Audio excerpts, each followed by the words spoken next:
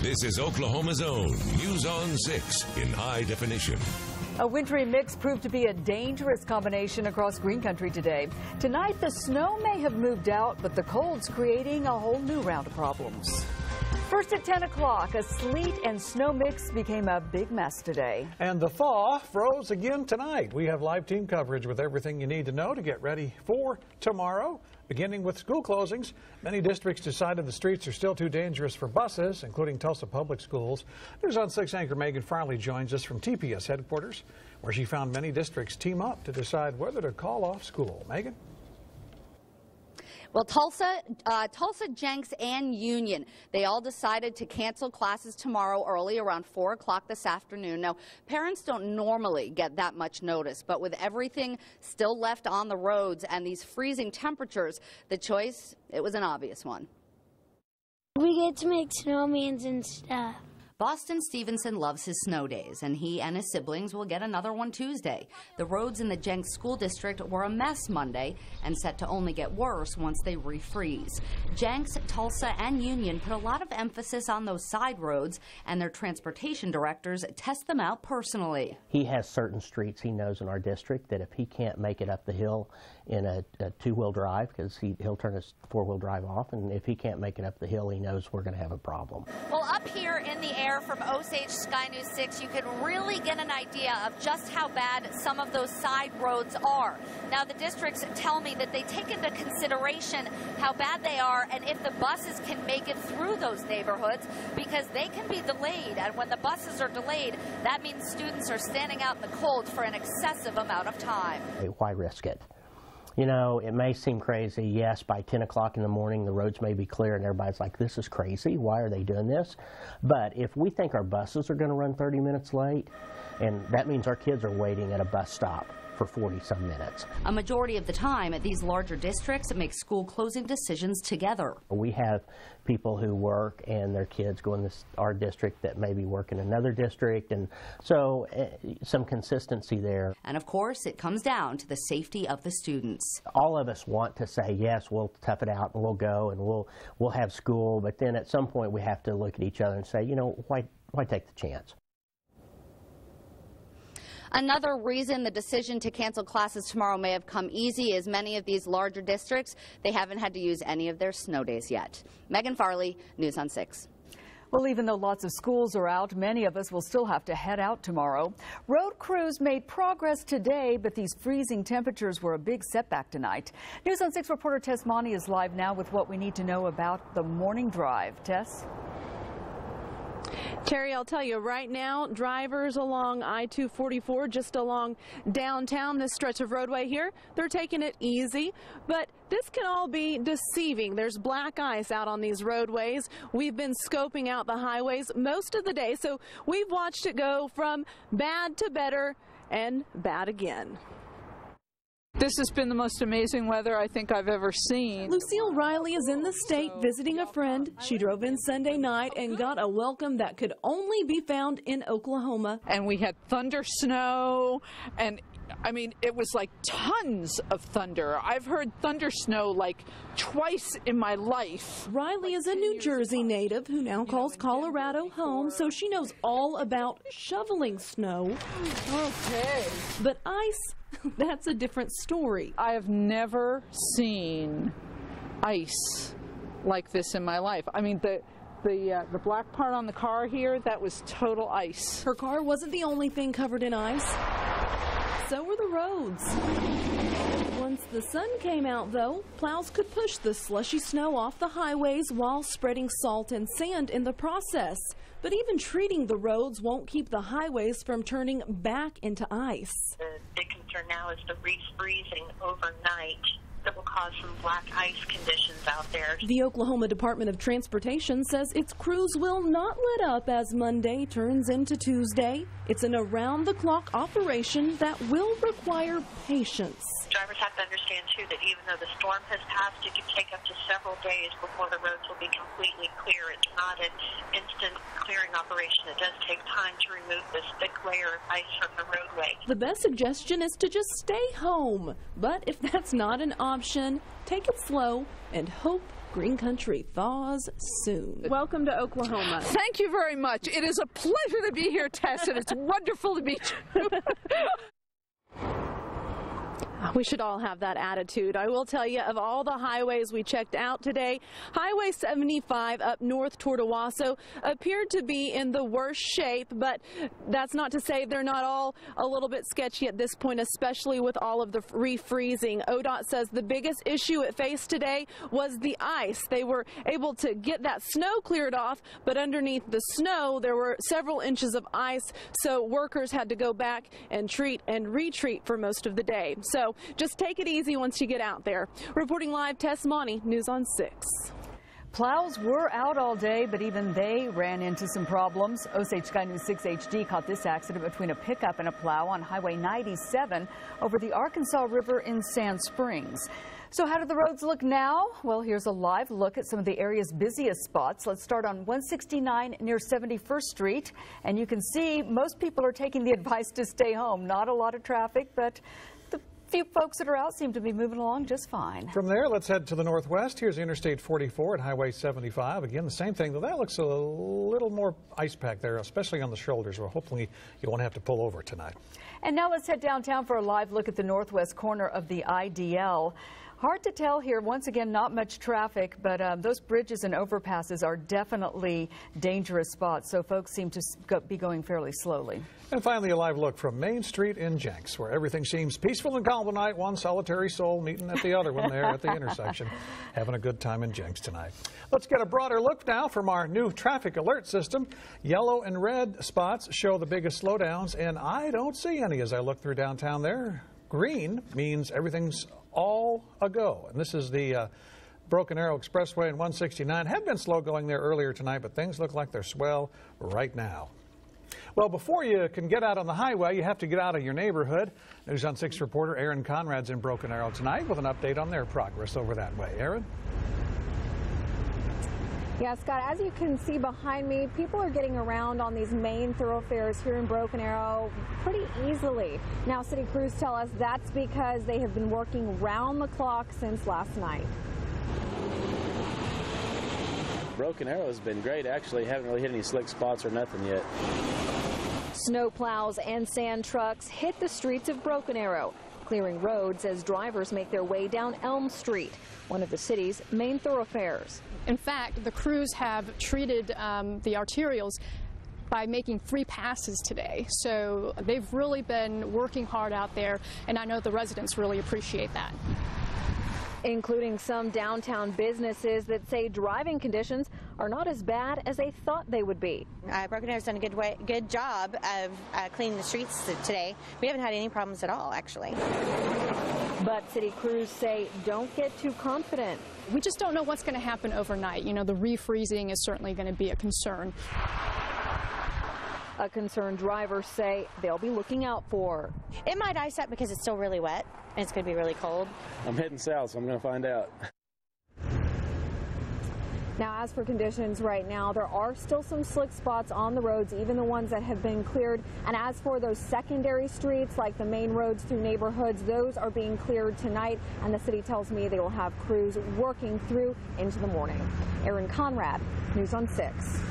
And we are already seeing some refreezing tonight, and temperatures are still falling. So Travis is over yonder to show us where the problem spots will be tomorrow morning. Travis? Well, I tell you, those problem spots showed up as soon as the sun went down, and then all of a sudden it was slick because we only hit 30 degrees today for a high. So that doesn't mean that it was thawing too much, except just because of the suns and basically the radiation from the sun. Right now, here's a look at some of the snowfall totals that ended up, and you'll see a path or a swath that had the heaviest amounts. That ran from Tulsa to the north side of Tulsa, southeast Osage County. Also kind of picking up around Nowata and also around Bartlesville and into areas of Craig County, and then the heaviest amounts moved into southwestern Missouri. But needless to say, any place that had precipitation, not that much melted unless it was on a major artery. Even those with the black ice are still very deceiving. Therefore, we still have hazardous road conditions around Tulsa, including Creek, Okmulgee, and Washington, and also into Rogers, Mays, as well as Nowata and Craig and Ottawa and into Delaware County, plus into northwest Arkansas. Temperatures are really cold. Look at Pryor at 7 degrees. degrees, light winds, clear skies. We're at 23 downtown. Amazingly cold at this moment. Metro temperature showing up at 14 in Claremore, 25 downtown. Frigid night and black ice. Those are what you have to watch out for. And we're stuck with winter for a while. And we do have a series of storms ahead. And I'm going to tell you, it's not thunder snow, but it could be freezing precipitation. Details coming up. Oh, boy. All right. Thank you, Trav. Claremore was one of the hardest hit areas in this storm. Most of the main roads through town were clear by noon, though. 30 Rogers County road crews spent the day working on side streets. Graders were turned into plows to help get the job done faster. And when you have snow, you ought to have a little bit of fun with it. Kids in Bartlesville grabbed their sleds and headed out, while a few others left their mark with some snow angels. 6 in the morning starts early tomorrow with live weather and traffic coverage. Join Leanne, Rich, and Alan beginning at 4 o'clock. A train carrying crude oil derailed in West Virginia today, causing a massive explosion. A dozen tanker cars caught fire, destroying a house nearby. Oil is now spilling into a nearby river, forcing evacuations in at least 2 towns until an environmental assessment can be made. The cause of the derailment is under investigation. Back here in Tulsa, police say an argument between exes led to a murder today. Robert Singleton was shot and killed outside the Silverwood Apartments near Skelly Park. Cameron Hendrick was arrested for his murder. Police say Hendrick showed up at the apartment after learning Singleton was there with his ex. They began arguing, and Singleton came outside where he was shot. The woman gave police Hendrick's information. They found and arrested him a short time later. Things are freezing over on the Osage Casino Skycam network. Next at 10, Travis tells us when they'll thaw and when we could see another round of winter weather. We don't have it so bad. It's now a record-breaking winter up in Boston tonight. We're seeing just how buried in some families really are. She was teaching her daughter to drive when things took a violent turn. The argument, police say, led to murder. And the end of an era for Oklahoma broadcasting, the iconic piece that came crashing down today, and the stars who showed up to see it when it went up. And has a Caribbean cruise ever sounded better? Your chance to win tonight's Trip-A-Day giveaway coming up. She famously cried over one boy before taking a defiant stand against another one. Today, singer Leslie Gore died. When I go out with you, don't put me on display. You don't own me. Gore came on the music scene in 1963 with the iconic anthem of teen angst, It's My Party. She followed up with other hits, including Judy's Turn to Cry, You Don't Own Me, and Navy Blue. Her family says she died of cancer. Leslie Gore was 68 years old. Tonight, police say road rage may have cost a Las Vegas mother her life. Tammy Myers and her teenage daughter were out for a driving lesson Thursday. On their way home, they nearly hit another car. Myers and the other driver had an argument, and police say the driver followed them and shot Myers outside of her home. She was taken off life support over the weekend. She has a 15-year-old daughter who will never have a mother to get her ready for a prom, a mother to watch her get married, a mother to watch her have children. This senseless act is crazy. And police have surveillance video of the car they think the shooter was driving and a sketch of what he might look like. Snow's creating some problems here, but one look at Boston and you know things could be a lot worse. The city has already had its snowiest February on record. About 7 feet has fallen in the last 3 weeks. The city's working to get public transportation back up and running, but said it could be a month before everything's normal. Today, transit workers who normally have desk jobs were out shoveling the tracks. Outside the city, so much snow has piled up that roofs have started to give way. One man finally hauled his snowblower up just to try to clear things off faster.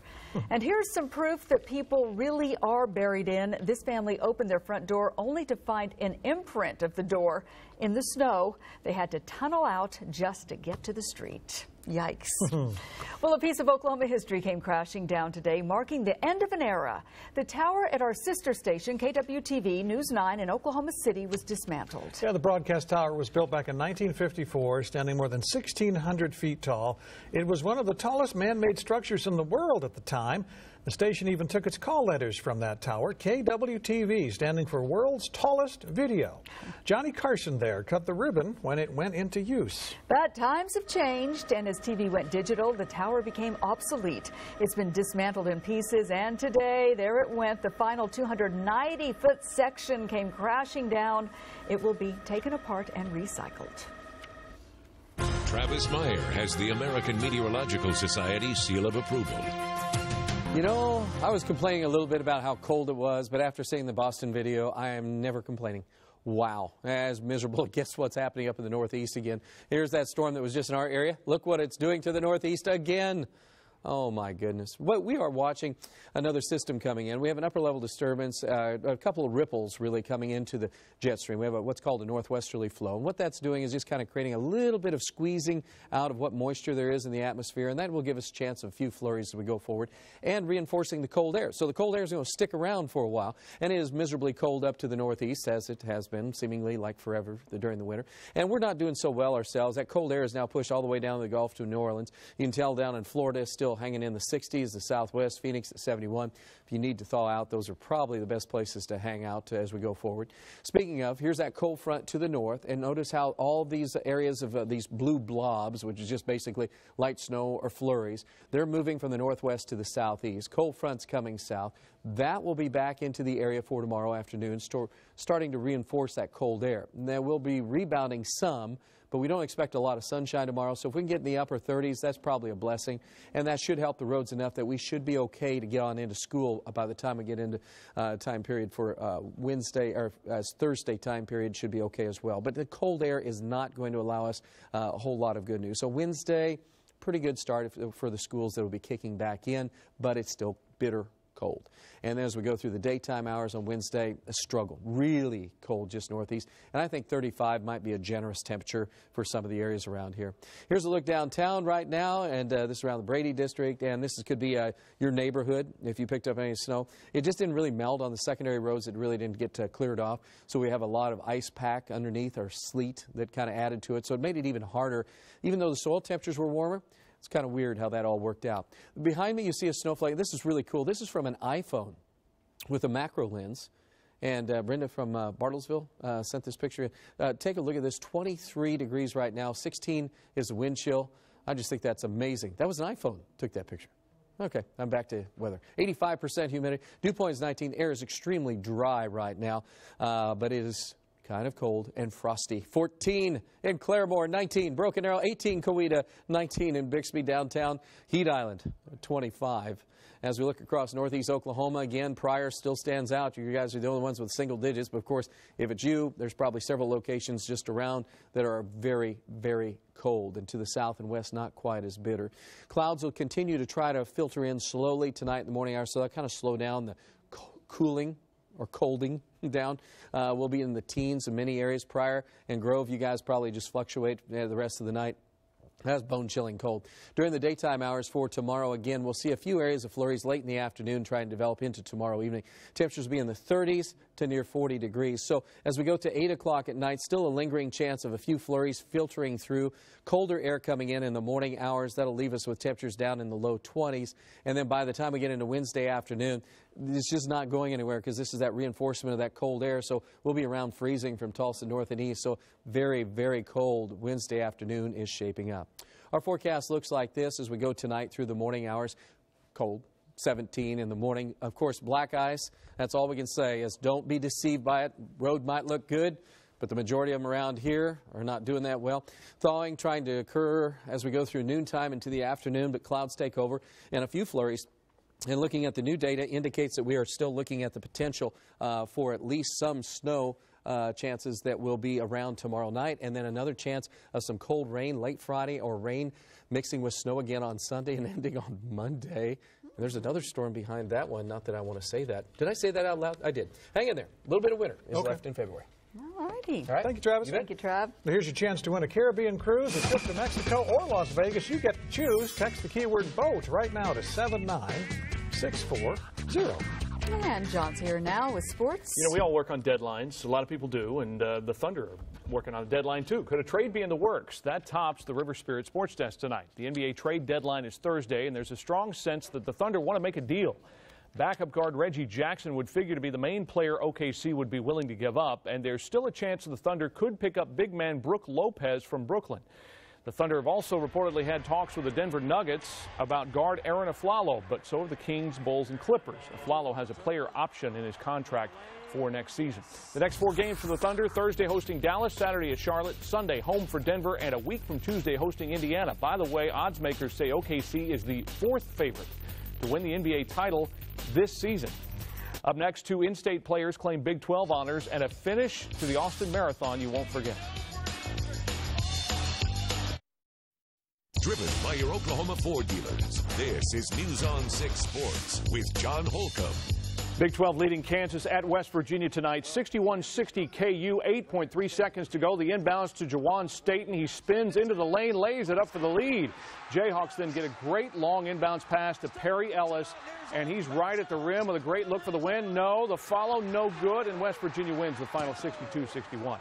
OSU's LeBron Nash keeps putting up good numbers scoring, and today the Cowboys senior was named the Big 12 Player of the Week. He shares the honor with Ellis from Kansas. Nash has 22 in a win at Baylor and 19 in the loss at TCU. Cowboys host Iowa State Wednesday night. OU's Tayshaun Thomas is the conference newcomer of the week for the 3rd time this season. Thomas averaged 16 points and 8 rebounds as the Sooners split games with Iowa State and Kansas State. OU will host Texas Tuesday night in Norman. The Sooners and Cowboys, 2 of 6 Big 12 teams in the top 25. OU staying at number 17 after that loss in Manhattan. The Sooners embarrassed Texas and Austin last month, but can't afford to let the K-State loss linger. You hate to lose. I mean, you hate to lose, but you got to bounce back, like you say, and play the next one. And from the start, we've said, you know, we got 18 really tough games, and we got to treat each of them as the only game, and not let a losing streak or winning streak affect the next one. And it's been a while since they'd lost, so it didn't feel good. Now they got to bounce back. Finally, an unforgettable finish to the Austin Marathon on Sunday. 29-year-old Yvonne Ngetich of Kenya was in the lead with the finish line in sight when she fell exhausted, but she kept going, crawling the final 450 feet or so without any help, cheered on by the crowd. She refused a wheelchair, managed to finish 3rd, saying later she couldn't remember the last 2 kilometers. The race director bumped up Negetich's cash prize for her effort. And we're back in a moment. Breaking news from Northwest Tulsa right now. A home is burning in the 1900 block of North Santa Fe near Pine and Union. It's in the Gilcrease Hills neighborhood. We'll post new information at newson6.com and continue our coverage on 6 in the morning. And winter is definitely making a comeback. Yes, watch out for black ice tonight. Temperatures are expected to be in the teens. We're down to 3 degrees in Pryor, Oklahoma right now. You guys bundled up. It's a 4-dog night. Temperatures in the 30s tomorrow, improving roads about noontime into the afternoon. A few more snow flurries on Tuesday afternoon into Wednesday morning. Okay, thank you, Travis. Sounds like a 6-dog night to me. Kids having fun in the snow. I have these pictures from Osage Sky News 6. Have a great evening, everyone. David Letterman's next. We'll see you tomorrow.